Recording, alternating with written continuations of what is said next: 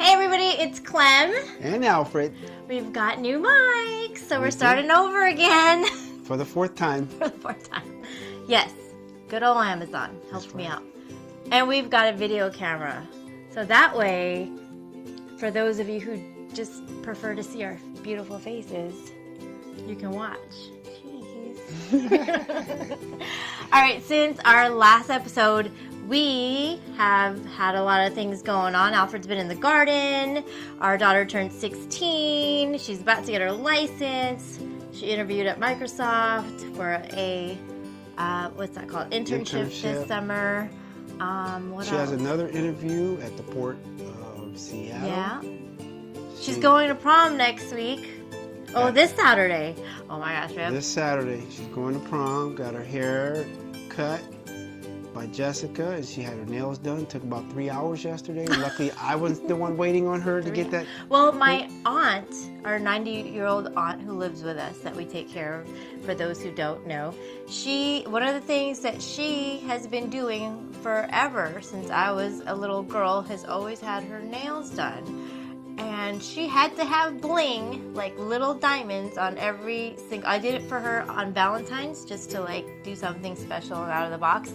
And she now has to have bling on every single finger. And so it took them 3 hours yesterday. And that's without a pedicure. Right, that's without 3 hours, no pedicure. Yeah. All right, we're talking about discipline this episode. Okay. I know it's a difficult subject for lots of people, but how we're able to implement discipline into our lives and what are some of the tools that we use to help us implement more discipline. And wouldn't you agree that discipline is not like always there? I mean, you're not always disciplined, are you, Alfred? I am not. I'll be the first to admit I am not always disciplined.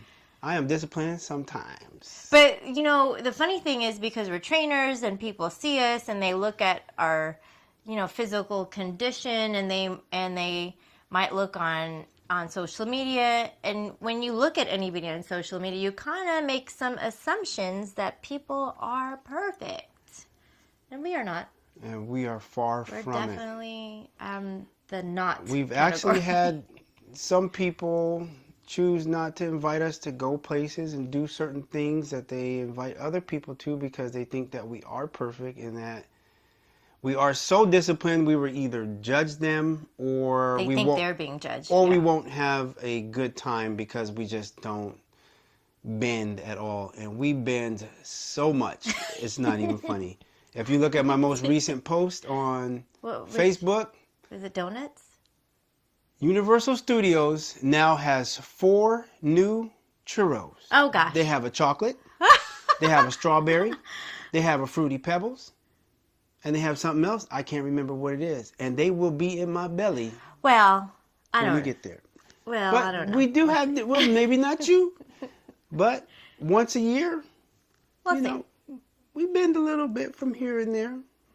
Okay, so we're talking about what are some of the things that we use to help us implement discipline back in when it falls off. Because you cannot assume that you're always going to be perfect all the time. If you believe that you there's people who brush their teeth every single day, 2 or 3 times a day. And then there's people who just do it once. And every other day or so.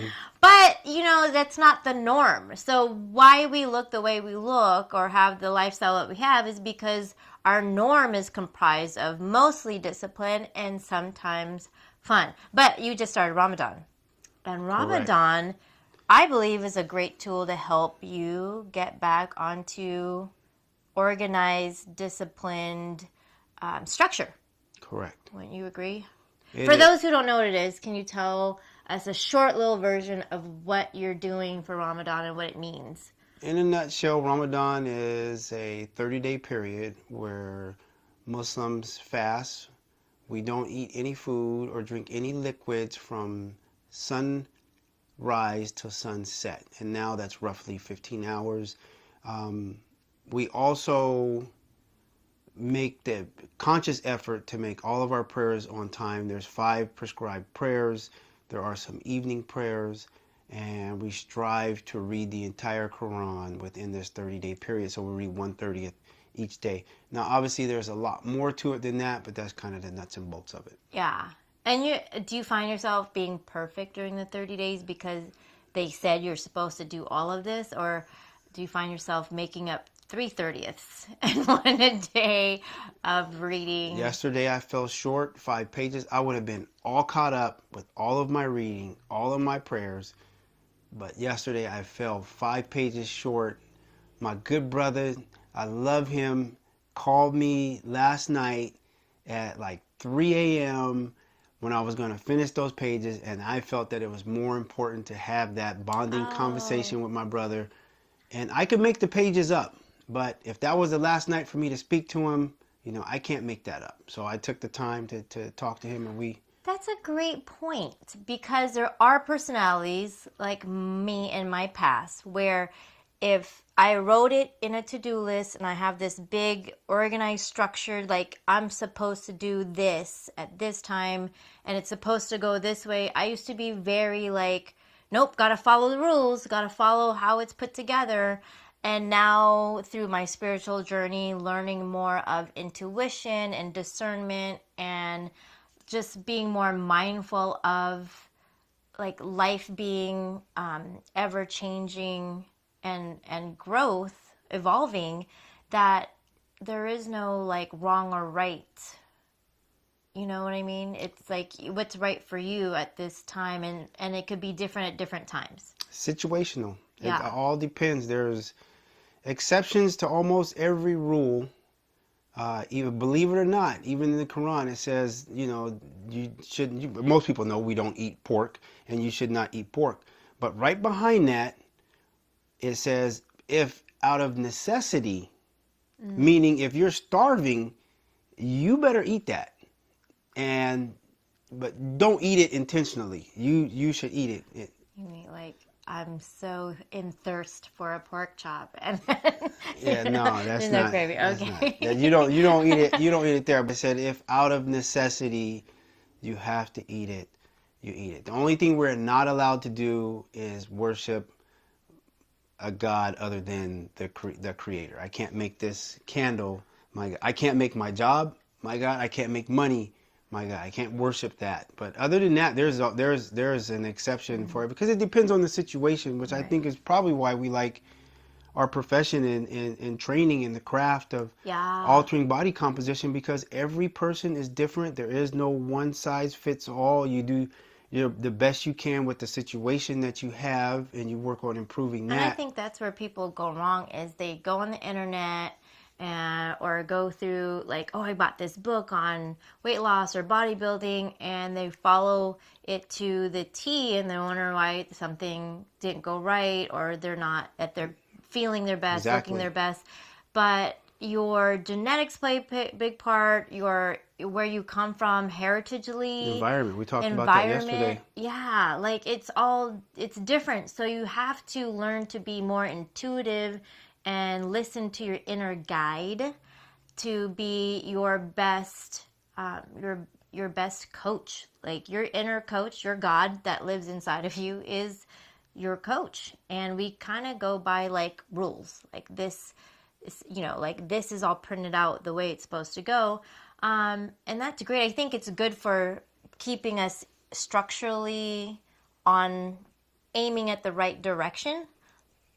But you do have to listen to your body if it's tired, if it's sleepy. Alfred missed two meals the other night. The other night, I missed 2 meals. It's very good for you to wake up and eat a meal just before your morning prayer, just before you start your fast. You should have a meal.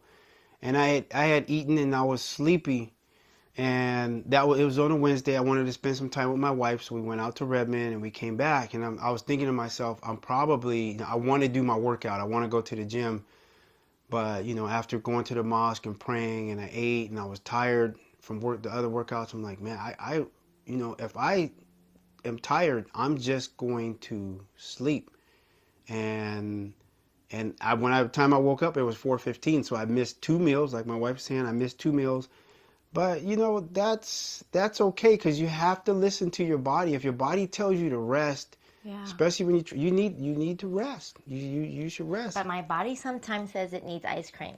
So. And then, you know, once a week, we haven't been for We a haven't. couple weeks. We haven't got our weekly ice cream. But once a week, 3 times a month, we'll go get a really good. If we do it, it's going to be a vegan ice cream, and my ice cream is sweet. I try to pick the best option, but we do, you know. He buys the chocolate date, sweetened with dates and not with sugar. I get the one with sugar. Amazing. And Ishmael, when you come in town, I know you're pretty much got rid of all the meat in your life and the animal products. Oh, yeah, so we're gonna go, and you love dates, so we're gonna go have that. Yeah, this yummy ice cream at Frankie and Joe's, Capitol Hill. It's so delicious. They just got a free plug. But the reminder again is it's more of our majority, and that's why I've been able to lose 11 pounds with still eating donuts and ice cream. It's because I have more of a balance of what I'm doing. Yeah, there's also been a lot of research on having that flexibility, allowing you to, you know, you work wisely toward a specific goal. So you follow your meal plan, or you eat just, for the most part, Clem lost that weight just primarily eating clean. She's not following a meal plan. I'm not yet. She's just practicing, you know, healthy habits, success habits, and it's working for her. So there's really no need to get regimented and start weighing out your food and whatnot. But I do like having, and I think that's why Ramadan's so great. It's kind of like a reset, right? You reset to your disciplines, and I really liken it to bodybuilding, because there is going to be a point where I say I'm getting on stage, and then I will be, you know, weighing everything out, packaging all my meals, making sure that there is no mess ups, I'm not stuck in traffic, that all of my meals are in my bag. So if I had to eat in the car because I'm stuck in a 2-hour, you know, jam, it's not an excuse. So I like having the discipline and the structure and the organization, because life happens. And sometimes when life happens and you're not prepared for those happenings, then you can veer off track when you really didn't want to. It wasn't like, oh, my intuition said I should, you know, take a little mental break or physical break and not work out today, just take a nap and eat ice cream. No, it was just because I wasn't prepared or organized correctly for that day. And I like that, you know, with both bodybuilding and Ramadan, there is that, like, here is the plan, and you prepare for the plan. You know the plan, you prepare for the plan, and you follow it to the best of your ability based on, you know, what's best for you on that day or moment. And the hopes are that the best practices, because during this time of Ramadan, we are really, again, striving to do everything the way that it should be done year round. And yes, of course, somebody's going to think to themselves, well, shouldn't you do that all the time? Of course you should. But do we? No, we don't. And should I work out all the time and Of course we should. and be disciplined every day of my life? Of course we should. But do we? Should.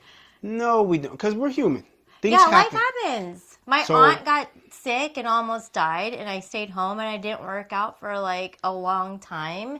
And then it just took so much effort to get back onto track. Like, I couldn't go to the gym, so Alfred tried to make me a gym in the dining room and cleared out our dining room and put some gym equipment there. But just mentally, emotionally, and physically, I was out of rhythm.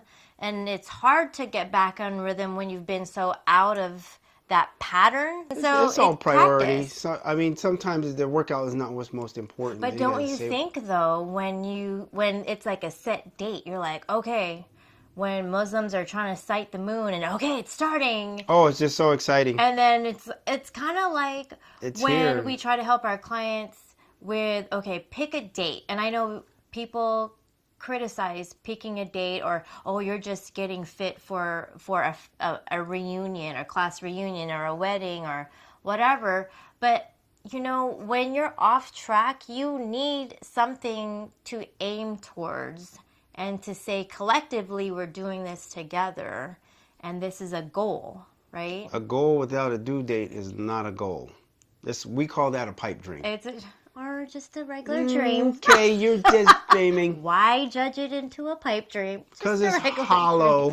Oh. I get that from my football coach.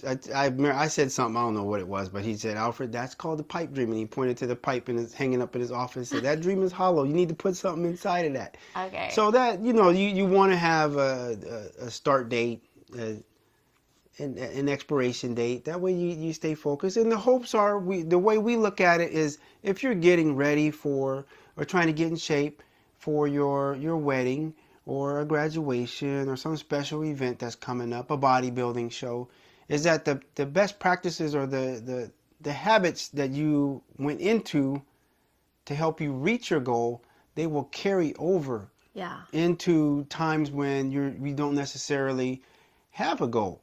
And we've seen that, after my first show, and within a month and a half, I had gained like 40 pounds. And that was a learning lesson. That, hey, you know what? I need to be more disciplined after my shows. And I've been able to keep my weight under wraps, and it's helped me, through doing shows, and being consistent to do better. But don't you think, too, is that when you're first doing it, you think, oh, the end is, okay, there's the finish line. So my whole purpose in life was to cross that finish line. We now learned through experience that the finish line isn't the finish line. It's to help you set a goal. The finish line is the goal, but it's or the aim, I should probably say. I look at it, the finish line is the target. It's a destination within the journey. The journey continues. Right. And it doesn't stop there. And for me, after my first show, I didn't have a plan.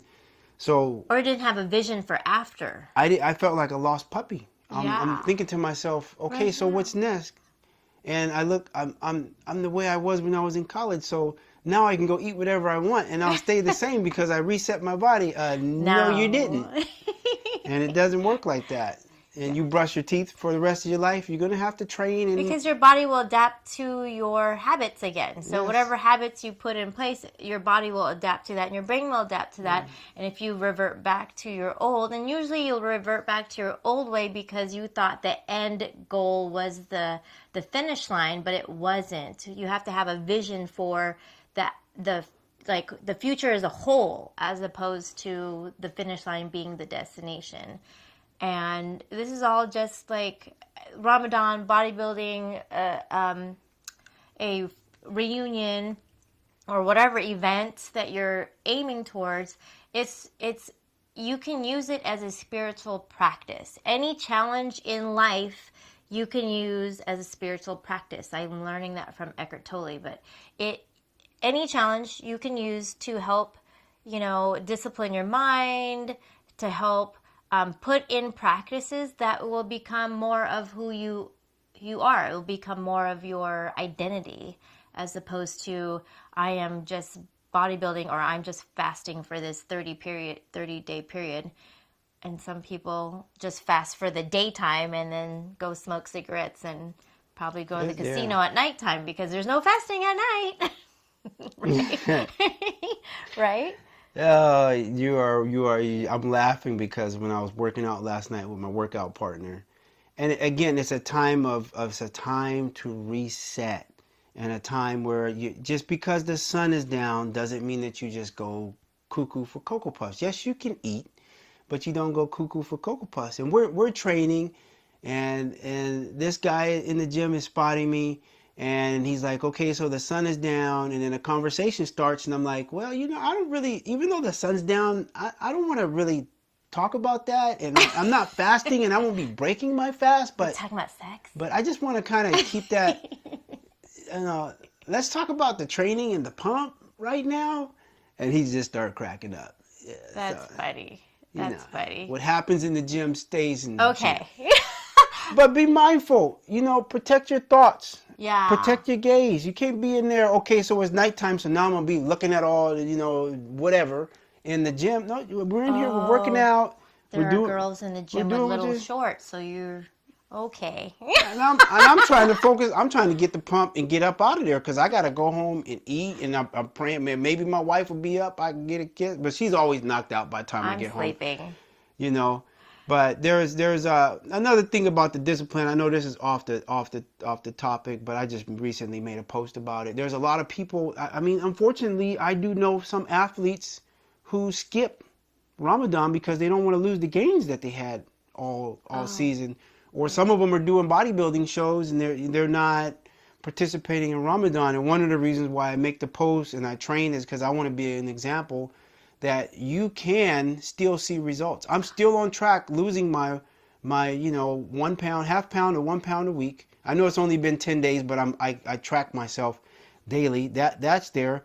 And the really cool thing about it is I just hit a deadlift PR yesterday. I lifted a weight that I have tried at least 4 or 5 times. I couldn't even budget.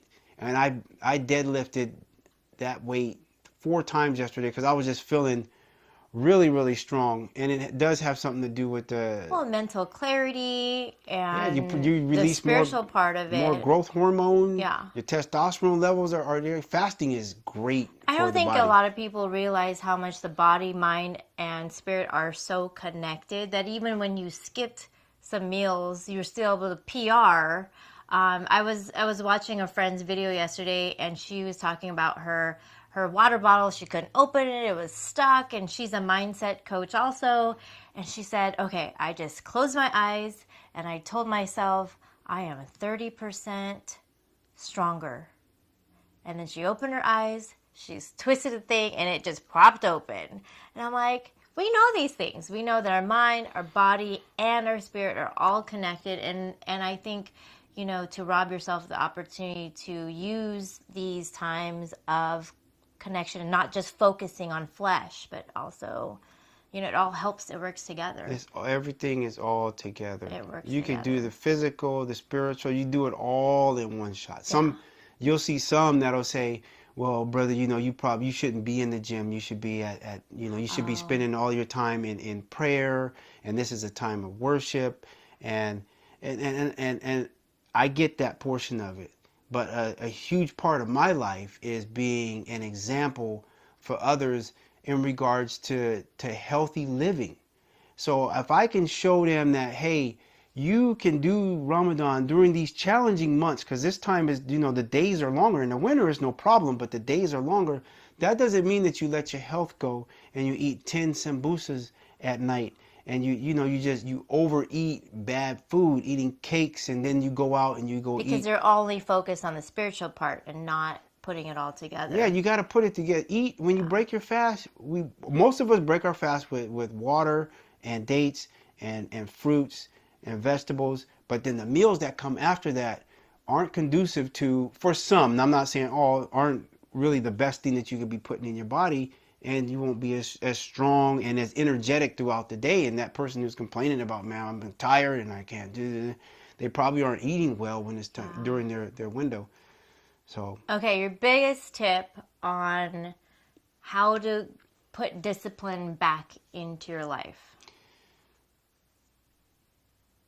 If you've lost it. How to put discipline back into your life. The biggest tip would be, for me, because I'm a Muslim, would be to definitely participate in Ramadan. But if that's not something that you do, you could set it. People fast. That's what I'm gonna say. If you don't do the 30-day fast that we do, pick a specific day when you are going to hit your goals or accomplish what you want to accomplish in a timely fashion, where you're not procrastinating and putting things off.